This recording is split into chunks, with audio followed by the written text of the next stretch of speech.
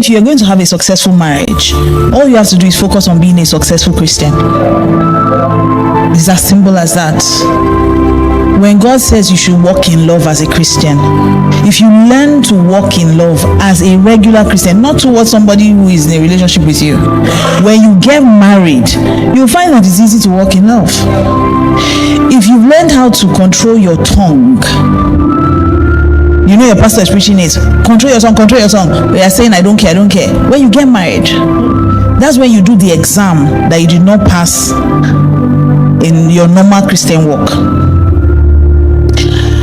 And the funny thing, I hear Pastor Kingsley lots of things about me. In fact, the other day I was joking with him when we got home. He was preaching somewhere and he said he has a new name he calls me now. He calls me my undue advantage, and he says that he feels like it's unfair that he comes and teaches principles of marriage because it's so easy to be married to me. So he was saying it here. He was preaching.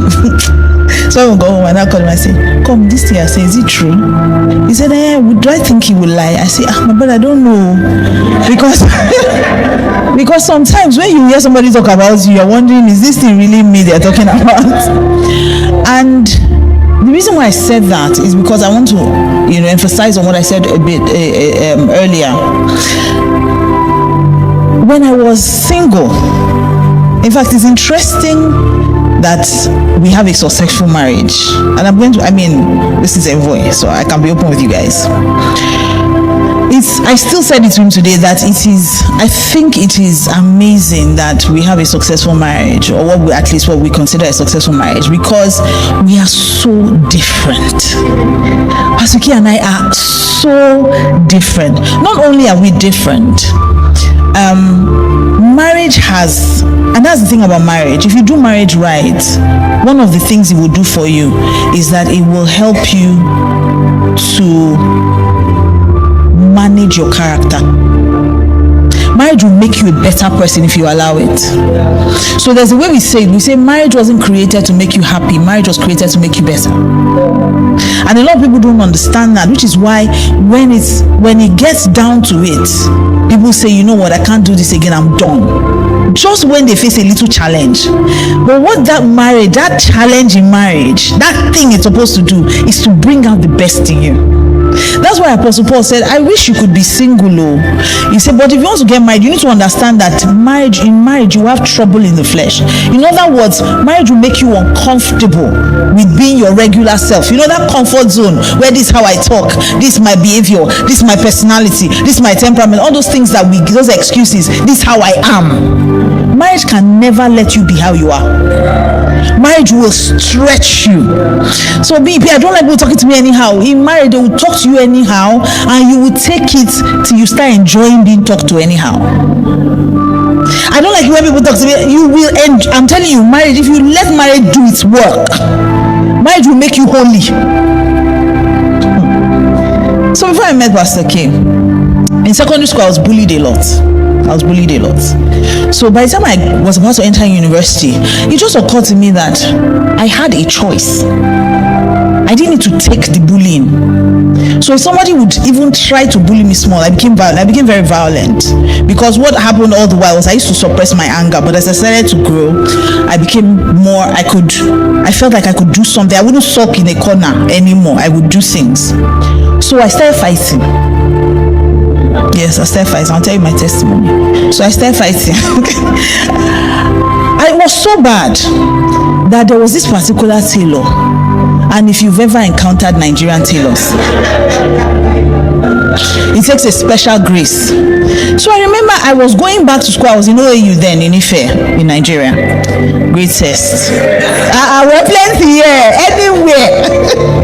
They export us like.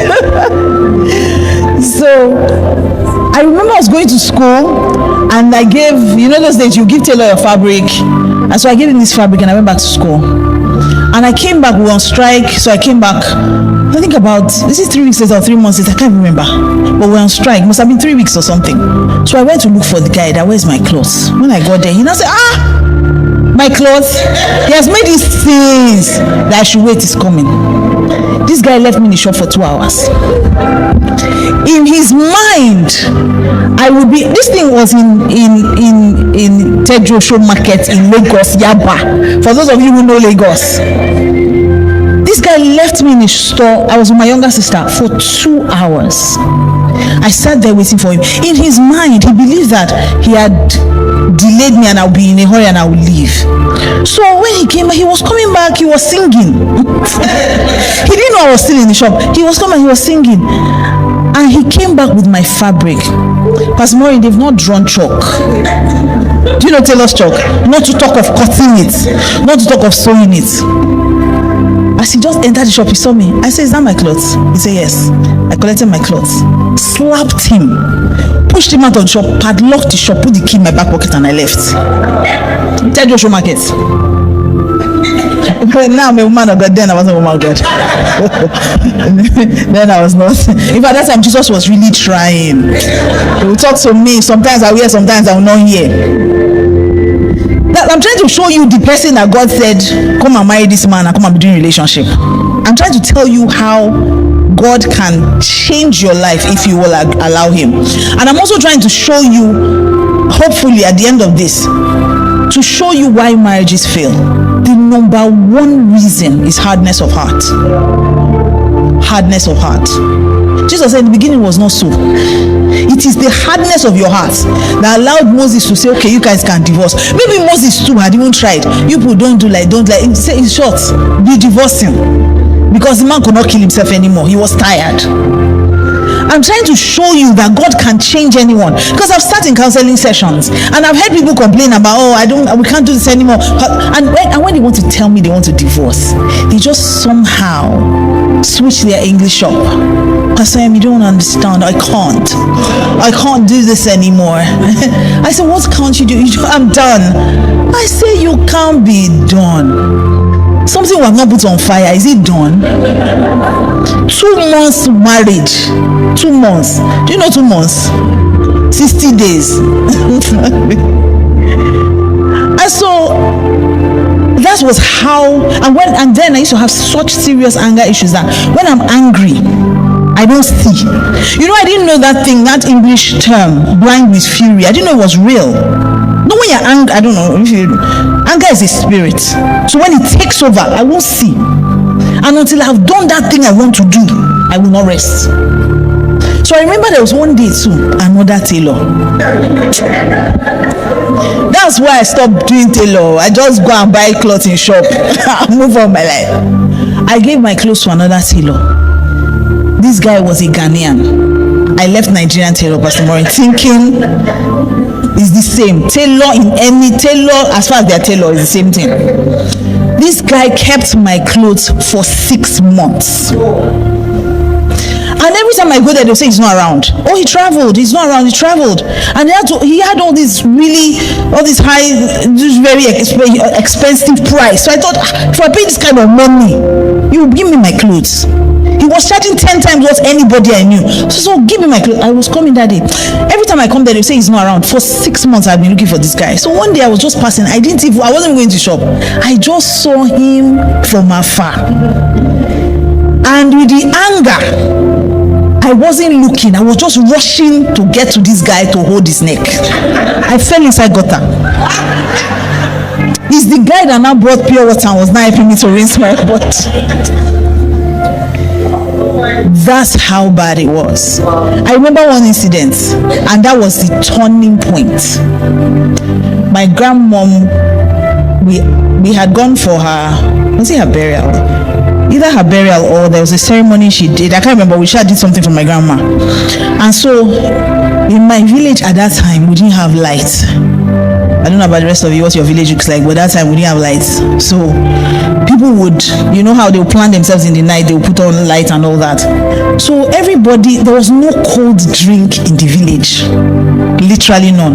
But I had this bottle of malt that I went to hide. You know when you hide it under the freezer, the meats in the freezer, you know that. So I was the only one, and with that confidence, when everybody was saying, oh, they are thirsty, I told me I just balanced because I knew I had something somewhere. So in the night, we all gisting as a family, just gathered together. And I went to the freezer. Everybody was saying, they're testing. I had planned I was going to show off. I went to the freezer, put my hand. I did not see my mouth. I brought out everything. I did not see my mouth. So I went outside. I saw my brother, my cousin, and their friends, guys, just gathered together. So I saw one guy with a bottle of malt, and the bottle was cold. So I said to him, "Don't be angry, my brother, please. That malt, is it your own?" He said, "This malt." I say, "Yes." He says, "Is this the malt you are looking for?" I say, "Yes, it's my malt." He says, "So is that because your malt, that's why you're coming here talking to me anyhow?" He carried the malt, opened it, and poured it on the floor. Okay, do you see?